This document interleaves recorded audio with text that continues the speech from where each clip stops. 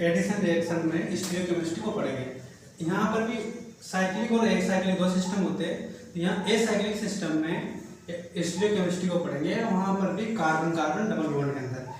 अब इसके लिए अपन एग्जांपल लेंगे एल्कीन का। एल्कीन के लिए भी लेंगे CH3, यह है 2-ब्यूटीन, ब्यूट-2-इन।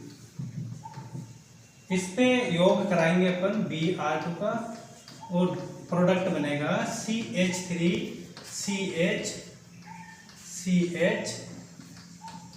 Br CH3। ये दोनों कार्य सेंटर है। अब यह प्रोडक्ट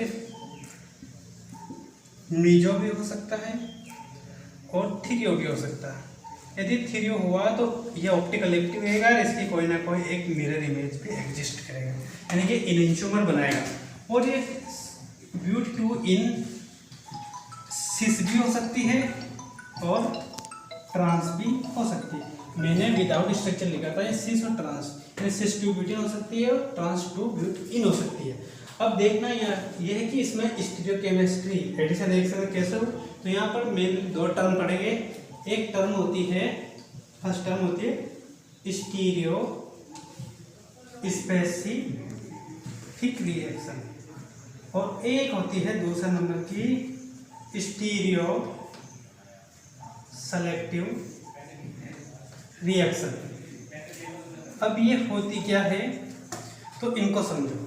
यदि किसी ऐसी रासायनिक अभिक्रिया जिसमें दो अलग अलग स्टीरियोकेमिस्ट्री वाला रिएक्टेंट हो, तो किसी रिएजेंट से रिएक्शन करके अलग अलग प्रोडक्ट बनाते हो, तो ऐसे रिएक्शन को स्टीरियो स्पेसिफिक रिएक्शन कहते हैं। ये तो in the sense of reactant हुआ। और यदि ऐसी रासायनिक अभिक्रिया जिसमें कोई stereo chemically different reactant reaction करके एक ही प्रोडक्ट बनाता है जिसके अमाउंट 100% हो, तो उसको भी अपन स्टीरियो स्पेसिफिक रिएक्शन कहते हैं। यानी in the sense of product क्या बनेगा 100%, तो ये कहलाएगी अपने पास स्टीरियो स्पेसिफिक रिएक्शन। और यदि किसी रासायनिक अभिक्रिया में यदि दो प्रोडक्ट बनते हो, एक मेजर और एक माइनर, तो ऐसी रिएक्शन को कहते हैं अपन स्टीरियो सेलेक्टिव रिएक्शन। तो इसमें जैसे एक में दो प्रोडक्ट बनेंगे A + B, और यदि एक क्या हो मेजर और एक हो माइनर, तो ऐसी रिएक्शन को कहते हैं स्टीरियो सेलेक्टिव रिएक्शन। अब मेजर माइनर अगर ये 60% है तो ये 40% रहेगा, ये 90% है तो ये 10% रहेगा।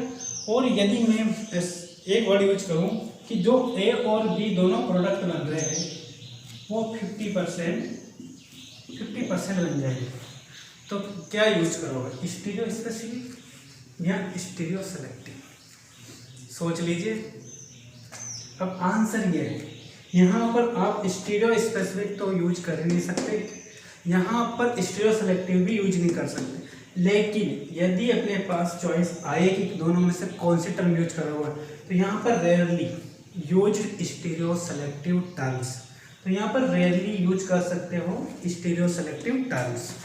ठीक है। अब इनको स्टीरियो स्पेसिफिक और स्टीरियो सेलेक्टिव रिएक्शन को समझने के लिए इस एग्जाम्पल को विद मैकेनिज्म लेते हैं।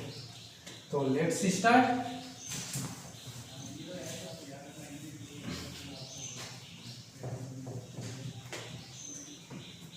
ये लिया मैंने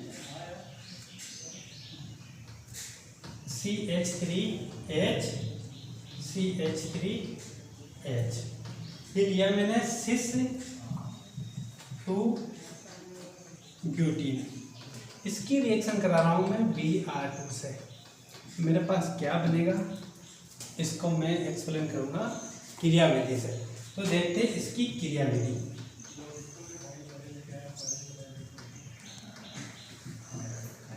देखिए ये सिस 2-ब्यूटीन है।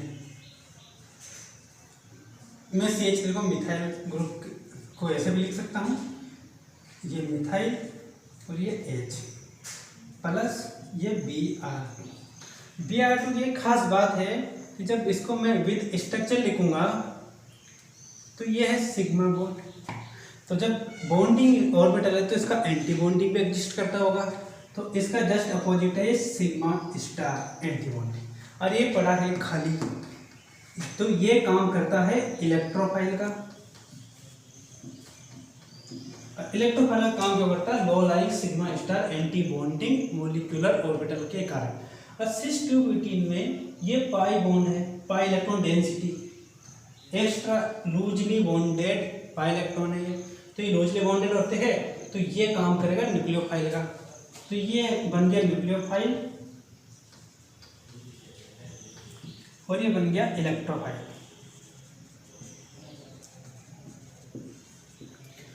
तो ये हो रहा इलेक्ट्रोफिलिक एडिशन।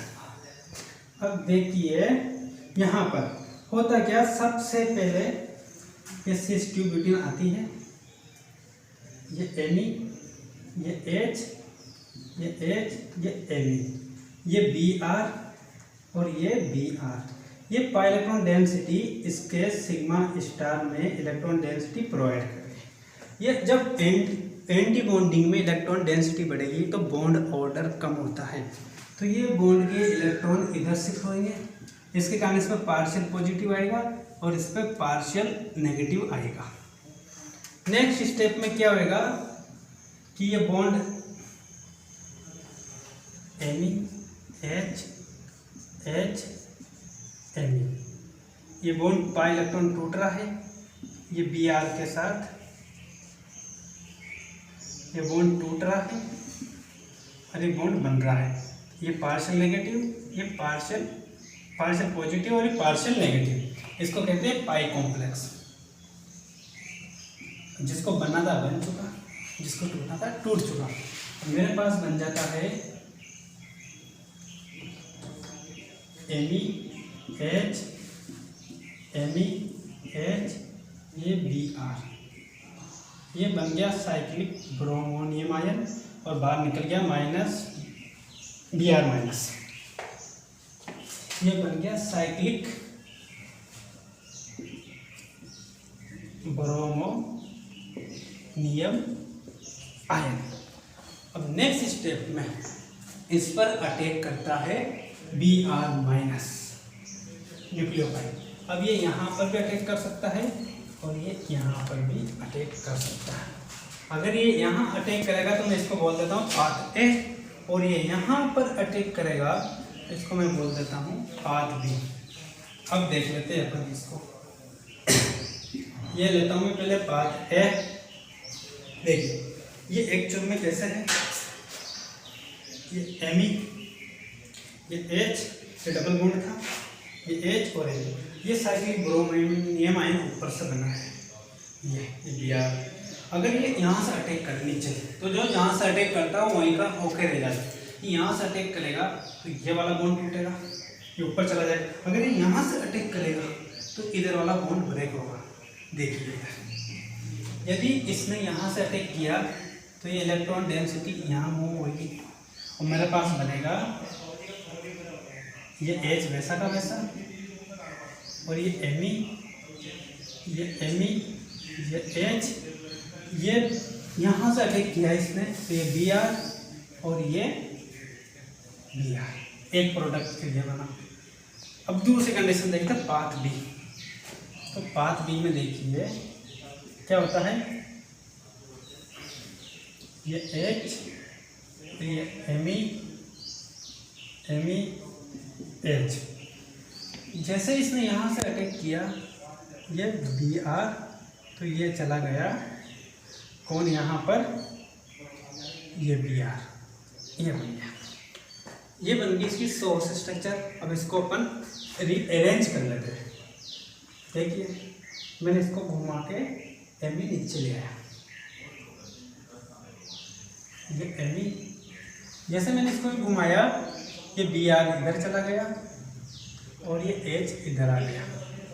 मैंने नीचे वाला को एम यू घुमाया, ये एमी तो यहाँ आ गया, ये बी आर इधर आ गया और ये एच इधर आ गया, पहली बन गई। अब इधर देखिए कि इसमें इसको भी रीअरेंज कर लेते हैं। जैसे ही मैंने इसको यूँ घुमाया तो ये एम नीचे, ये बी आर और ये एच। इसको भी रीअरेंज किया तो ये एम नीचे, बी आर लेफ्ट साइड में गया और एच राइट साइड में आ गया। ये इक्लिप्स सोर्स बन गया। इक्लिप्स सोर्स का यदि मैं फीचर बनाऊं तो देखिए कुछ नहीं करना, इन दोनों एम को पकड़ कर खींच देना बस। जैसे इसको खींचा, जो लेफ्ट में था लेफ्ट में रह गया, जो राइट में था वो राइट में रह जाएगा। ये B R H, H B R, ये एम ई और ये एम ई प्लस इसको भी खींचो, ये एम ई, ये एम ई, इसमें एच इधर है और ये बी आर और ये एच, ये एक दूसरे के मिरर इमेज है। और ऐसी मिरर इमेज जो एक दूसरे पे सुपर इम्पोस्ट नहीं हो रही। तो ये ए और ये बी दो प्रोडक्ट बने हैं, तो इनको कह सकते हैं अपन थ्रियो। और थ्रियो में भी क्या बना है, पेयर ऑफ इनहेंशियोमर, पेयर ऑफ इनहेंशियोमर। इसका मतलब ये हुआ कि जो सिस ट्यूबिटिन थी इसको अपन बोल सकते थे सिन, और सिन पर जो Br2 का योग हो रहा है, एक Br ऊपर से आ रहा है, एक Br नीचे से, यानी कि सिन पर जब मैंने कराया कौन सा एडिशन, एंटी एडिशन, तो मेरे पास जो प्रोडक्ट के रूप में मिला है वो मिला है मुझे थ्रियो। क्या मिला, थ्रियो। और यदि ये ऑप्टिकल एक्टिव हो तो ये बनाएगा पेयर ऑफ इनहेंशियोमर। अब ट्रांस ट्यूबिटिन पर Br2 के योग को नेक्स्ट क्लास में पढ़ेंगे। Thank you.